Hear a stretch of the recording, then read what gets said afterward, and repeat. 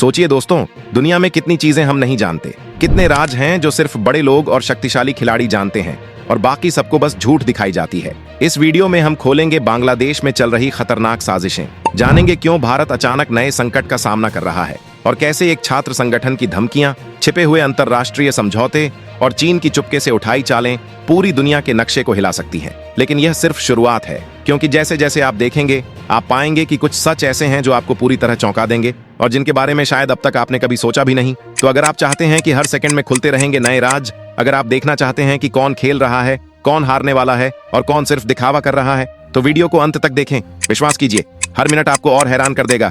सबसे पहले उस पूरी धमकी की कहानी समझते हैं जो सीधे तौर पर भारत को दी गई है। देखिए दोस्तों, हमें भूगोल की किताबों में सिखाया जाता है कि नक्शे पर खींची गई लकीरें यानी अंतर्राष्ट्रीय सीमाएं यूं ही नहीं बदलती, लेकिन बांग्लादेश में जो कुछ पिछले कुछ समय से घट रहा है वह इन सभी स्थापित नियमों को चुनौती देता हुआ नजर आता है। भारत और बांग्लादेश दोनों पड़ोसी देश हैं, दोनों का इतिहास आपस में गहराई से जुड़ा रहा है, लेकिन हाल के महीनों में इनके रिश्तों में जो दरार आई है वह किसी बड़े भूकंप से कम नहीं लगती। हालात यहां तक पहुंच चुके हैं कि बांग्लादेश की सड़कों पर खुलेआम नारे सुनाई दे रहे हैं, भारतीयों को बाहर निकालो, उनकी नौकरियां छीनो, उनके वर्क परमिट रद्द करो। सवाल यह है कि ऐसा अचानक कैसे हो गया, कैसे एक दोस्त मुल्क इतनी तेजी से दुश्मन जैसा बर्ताव करने लगा। इस पूरे घटनाक्रम की जड़ में है बांग्लादेश का एक उग्र छात्र संगठन जिसका नाम है इनकलाब मंच। पिछले कुछ महीनों में यह संगठन बेहद आक्रामक रुख अपनाता नजर आ रहा है। इसके नेता बिना किसी हिचक के बयान दे रहे हैं और खुलकर मांगे रख रहे हैं।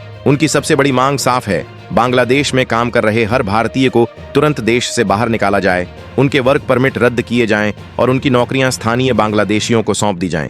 लेकिन सवाल उठता है कि इतनी तीव्र नफरत आखिर भड़की कहां से? इस सवाल का जवाब छिपा है एक सनसनीखेज हत्या में। बांग्लादेश के एक चर्चित छात्र नेता और इनकलाब मंच के प्रवक्ता शरीफ उस्मान हादी की रहस्यमय हालात में हत्या कर दी गई। जैसे ही यह खबर सामने आई, पूरे बांग्लादेश में उथल पुथल मच गई। छात्र सड़कों पर उतर आए, जगह जगह प्रदर्शन शुरू हो गए और माहौल तेजी से तनावपूर्ण होता चला गया। इसी उथल पुथल के बीच 28 दिसंबर 2025 की उस अंधेरी रात को इनकलाब मंच के महासचिव अब्दुल्ला अल जाबिर ने मोहम्मद यूनुस की अंतरिम सरकार के सामने 4 बड़ी मांगें रख दी। और ये मांगें बिल्कुल भी साधारण नहीं थीं। दरअसल ये मांगें सीधे सीधे भारत को निशाना बनाने वाली थीं। पहली मांग सुनने में फिर भी तर्कसंगत लगती है, हथियारों को तय समय के भीतर पकड़ो, दोषियों को गिरफ्तार करो और उन्हें सजा दो। लेकिन दूसरी मांग सुनते ही किसी के भी होश उड़ सकते हैं। उनका कहना था कि अगर बांग्लादेश को आत्मनिर्भर बनाना है तो सबसे पहले वहां काम कर रहे भारतीयों को बाहर निकालना होगा और उनकी जगह बांग्लादेशियों को नौकरी देनी होगी। यानी साफ शब्दों में भारतीयों को स्केपगोट बनाया जा रहा है, उन्हें बलि का बकरा बनाया जा रहा है। तीसरी मांग और भी ज्यादा खतरनाक है, आवामी लीग और बांग्लादेश की खुफिया एजेंसियों के खिलाफ कार्रवाई की मांग रखी है। अब यहाँ एक बात पर खास तौर पर ध्यान देना जरूरी है। एक तरफ बांग्लादेश में नारे लग रहे हैं, भारतीयों को बाहर निकालो, वहीं दूसरी तरफ हमारे अपने देश में जब कोई अवैध बांग्लादेशी घुसपैठियों की पहचान और कार्रवाई की बात करता है तो तुरंत एक खास वर्ग खड़ा हो जाता है और हंगामा शुरू हो जाता है। यही विरोधाभास इस पूरे मुद्दे को और भी गंभीर और चिंताजनक बना देता है। मानवाधिकार और अल्पसंख्यक के नाम पर जैसे ही बात आती है, उन्हीं घुसपैठियों के बचाव में आवाजें उठने लगती हैं। सवाल यह है कि यह दोहरा मापदंड आखिर क्यों अपनाया जाता है, यह दोगलापन क्यों दिखाई देता है? और एक और दिलचस्प सवाल भी है, आखिर वे कौन से भारतीय हैं जो भारत जैसे तेजी से विकसित होते देश को छोड़कर बांग्लादेश जैसे राजनीतिक और आर्थिक संकट में फंसे मुल्क में जाकर नौकरी कर रहे हैं? यह सवाल जितना सरल लगता है उतना ही गंभीर भी है। अब जरा बात करते हैं उस 24 दिन के अल्टीमेटम की, जिसे हल्के में लेना बड़ी भूल हो सकती है। ये कोई खोखली या हवा में दी गई धमकी नहीं है। इनकलाब मंच ने बेहद स्पष्ट शब्दों में कह दिया है कि अगर जनवरी 2026 के मध्य यानी लगभग 20 से 22 जनवरी तक उनकी मांगें पूरी नहीं की गईं, तो वे पूरे बांग्लादेश में हड़ताल करवाएंगे। बांग्लादेश के छात्र संगठन अब केवल कॉलेज और यूनिवर्सिटी की राजनीति तक सीमित नहीं रहे हैं, वे अब पूरे देश की राजनीति को अपने एजेंडे के मुताबिक चलाने की कोशिश कर रहे हैं। इस पूरे घटनाक्रम पर भारत के पूर्व राजनयिक और अनुभवी विदेश नीति विशेषज्ञ अनिल त्रिगुणायत ने बेहद सख्त प्रतिक्रिया दी है। उन्होंने इस तरह की मांगों को सीधी भाषा में शुद्ध मूर्खता करार दिया है। उनका कहना है कि जो लोग इस तरह की बातें कर रहे हैं उन्हें न तो आर्थिक हकीकत की समझ है और न ही अंतर्राष्ट्रीय कूटनीति की बुनियादी जानकारी। सबसे बड़ा और सबसे अहम सवाल यह है कि मोहम्मद यूनुस की सरकार इस पूरे मामले में आखिर कर क्या रही है। हैरानी की बात यह है कि सरकार की तरफ से अब तक पूरी तरह चुप्पी साधी गई है।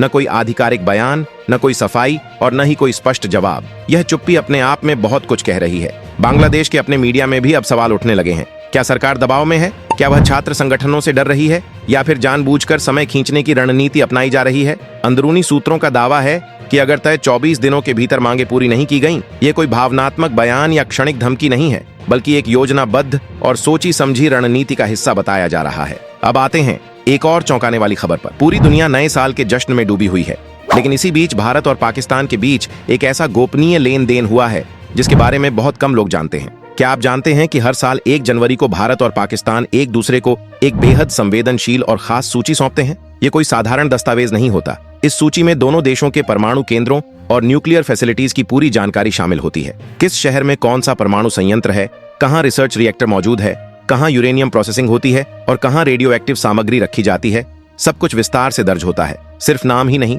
बल्कि उन सभी स्थानों की सटीक लोकेशन, लैटिट्यूड और लॉन्गिट्यूड सहित पूरे निर्देशांक तक साझा किए जाते हैं। अब आपके मन में यह सवाल जरूर आ रहा होगा कि क्या इतनी संवेदनशील जानकारी आम लोगों के लिए सार्वजनिक होती है? तो जवाब है बिल्कुल नहीं।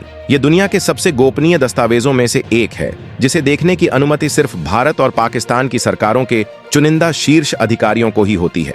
आज यह परंपरा अपने 35वें वर्ष में प्रवेश कर चुकी है। लेकिन असली सवाल यह है कि जो देश एक दूसरे को जानी दुश्मन कहते हैं, वे आखिर अपने सबसे संवेदनशील ठिकानों की जानकारी आपस में साझा क्यों करते हैं? इसका जवाब सीधा है, मानवता की सुरक्षा के लिए। जरा कल्पना कीजिए, अगर किसी युद्ध की अफरा तफरी में गलती से किसी परमाणु संयंत्र पर हमला हो जाए तो अंजाम क्या होगा? रेडिएशन का भयावह रिसाव होगा, लाखों निर्दोष जानें चली जाएंगी और पूरा इलाका आने वाली पीढ़ियों के लिए रहने लायक नहीं बचेगा। इसी भयावह सच्चाई को समझते हुए यह समझौता किया गया। तुम हमारे परमाणु ठिकानों पर हमला नहीं करोगे और हम तुम्हारे पर नहीं करेंगे। इस ऐतिहासिक समझौते की बुनियाद 1988 में रखी गई थी। उस समय भारत के प्रधानमंत्री थे राजीव गांधी और पाकिस्तान की प्रधानमंत्री थीं बेनजीर भुट्टो। दोनों नेताओं ने इस बेहद महत्वपूर्ण और संवेदनशील समझौते पर हस्ताक्षर किए थे। यह लेन देन आज भी पूरी गोपनीयता के साथ किया जाता है।